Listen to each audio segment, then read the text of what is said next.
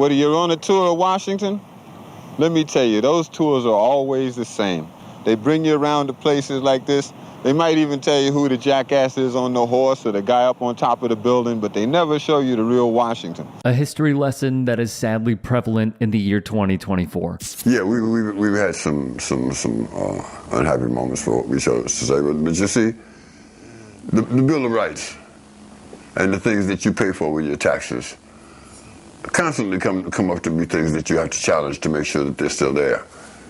And if the right of free speech is truly what it's supposed to be, then anything you say is all right. A song from the legendary artist Gil Scott-Heron, standing as track number 10 on his legendary album, The Revolution Will Not Be Televised. It is a song about poverty, race, politics, class, tax dollars, inequality, and much more. Why does this remain relevant today? Jeff Bezos, you are an astronaut now. How does it feel? It's amazing. Billionaire Richard Branson, 2 pilots, and 3 other crew members took off for space this morning. Because of the priorities of our country, as William Rivers Pitt wrote, most of us cannot afford to have politicians bend tax laws to afford sending oneself to space. It is cheating, he writes, and I concur. From ProPublica in 2021, they found that back in 2007, Amazon's Jeff Bezos did not pay a single penny in federal income taxes. He would do the same in 2011. Elon Musk, as of this writing, did not pay any federal income taxes in 2018. The revolution wasn't televised in the 60s. Is it going to be televised in the 90s? Well, you know, the catchphrase, what that was all about, the revolution will not be televised, that was about the fact that the first change that takes place is in your mind. You have to change your mind before you change the way you live and the way you move. Akin to Bezos, look no further than Musk. Not only is he immune from paying federal income taxes, he is apparently a big fan of socialism. His companies, per Business Insider, have received billions of dollars from government loans, contracts, tax credits, and subsidies. This is a man, when confronted with potentially a billionaire tax, would claim on his hate site, eventually they run out of other people's money and then they come for you. IRS Commissioner Danny Werfel would lay it out bluntly. And when I look at what we call our tax gap, which is the amount of money owed versus what is paid, for millionaires and billionaires that either don't file or are underreporting their income, that's $150 billion of our tax gap. There is plenty. Per year? Yes. There is plenty of work to be done. Because let's be clear, billionaires do not become billionaires because of some genius idea that they have. Mariah Blackstone would say Tim Cook, Elon Musk, the Waltons, they've all hoarded money that should have been used to pay their employees a living wage. But Jeff Bezos' multi-pronged wealth extraction system is unparalleled. He underpays his workforce, deprives them of any amenity that could cost him money, and he doesn't pay a cent in taxes that could be used to help the employees he's abusing. It's triple robbery. But I think that the black Americans have been the only real diehard Americans here, because we're the only ones who've carried the process through the process. That everyone else has sort of like skipped stages. We're the ones who marched, we're the ones who carried the Bible, we're the ones who carried the flag, we're the ones who tried to go through the courts. And being born American didn't seem to matter, because we were born Americans, but we still had to fight for what we were looking for.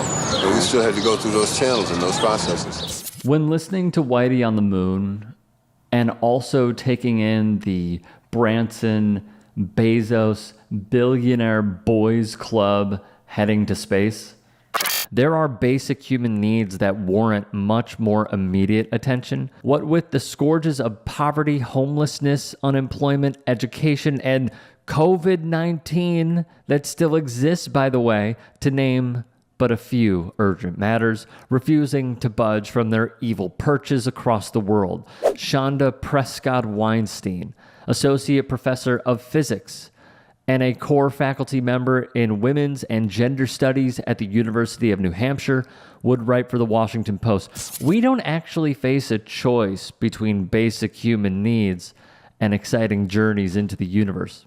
We cannot create equal access to a dark night sky, even from the ground, until we radically revise how resources are distributed. For starters, billionaires such as Richard Branson should pay more in taxes so we, the people, can decide what to invest in.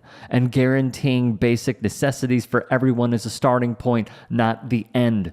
Creating a just society on Earth is the best way to build a just future for space, one defined by more than the passing generosity of billionaires. And she's right. Maybe it was best encapsulated in Questlove's documentary, Summer of Soul, highlighting the 1969 Harlem Cultural Festival, which featured Nina Simone, Sly and the Family Stone, Stevie Wonder, Gladys Knight, the Staple Singers, and much more, which is a 10 out of, I cannot say this more boldly, a 10 out of 10 recommend. Please go watch it. It is a phenomenal film. Jacobin would write, the Apollo moon landing also took place during the festival. 1969 was a year when everything was happening at once, and Questlove designs a telling montage of responses by white and black citizens to that extraordinary event. As one may expect, the white people's response is uniformly enthusiastic, whereas the black response is much more equivocal or downright hostile. I think it's very important, but this festival is equally important. Never mind the moon. Let's get some of that cash in Harlem.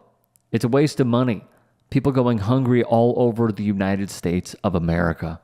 So when I look at Heron's song and I look at the words, it remains, unfortunately, a constant theme that the United States values the wealthiest people, the top 1%, and how those people come to obtain those wages is through stolen theft. We have seen the reporting from a former employee here, Ken Klippenstein, when he broke the story for The Guardian, that Amazon drivers are peeing in bottles because if they lose a millisecond of time, they can be canned. Same with Amazon workers who are on the floor. Do we even remember when there was, I believe it was a tornado or a hurricane near one of their factories?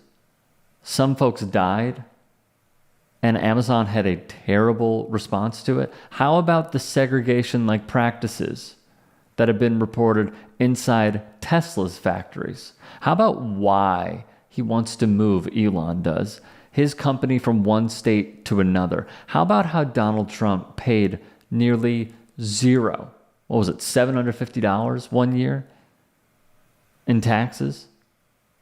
These people who take advantage of the workforce, who take advantage of people who are working two jobs, take advantage of people when Donald Trump says he wants mass deportations, yet it has been found that undocumented workers are prevalent at his properties.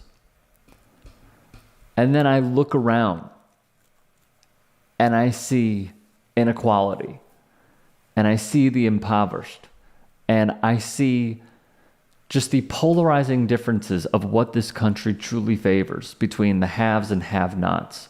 The bootstraps argument is a flat-out myth. It is a lie. And sadly, Whitey on the moon remains prevalent today because we have not learned as a workforce, as an electorate, that until we combine forces and until we see it is a flat-out war between the working class and the ruling class, this song will be played every single day. Hey, I appreciate you watching. Now, if you can, please do become a channel member by going to youtube.com/tytsports and clicking the join button. If that's too much for you, you can just go to tyt.com/join to become a member. It helps all of us out here at the Young Turks and keeps our network afloat. In addition, you could follow me on my socials on Twitter, Instagram, and TikTok. Appreciate the love. Have a great day.